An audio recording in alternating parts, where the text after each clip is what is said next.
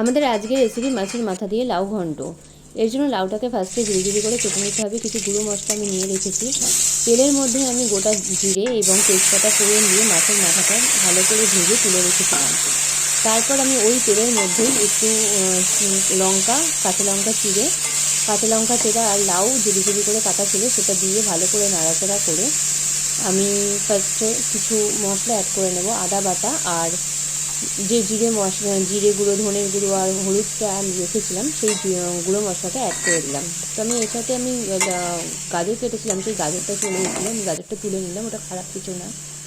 তো এর মধ্যে আমি এবার নুন অ্যাড করলাম। নুন অ্যাড করে ভালো করে নাড়াচাড়া করে এটা আমি 10 মিনিট চাপা দিয়ে রান্না হতে দেবো। 10 মিনিট পর দেখুন জল ছেড়ে গেছে রান্না থেকে, এবং যদি দেখেন যে লাউটা সেদ্ধ হয়ে গেছে তাহলে তার মধ্যে চিনি আর এর মধ্যে একটু অল্প চিনি এবং মাছের মাথাটা যেটা আমার আগে থেকে ভেজে রাখা ছিল ওটা দিয়ে ভালো করে 5 মিনিট হাই ফ্লেমে নাড়াচাড়া করে ওপর দিয়ে একটু গার্নিশের জন্য ধনে পাতা ছড়িয়ে দিলেই রেডি লাউয়ের ঘন্ট।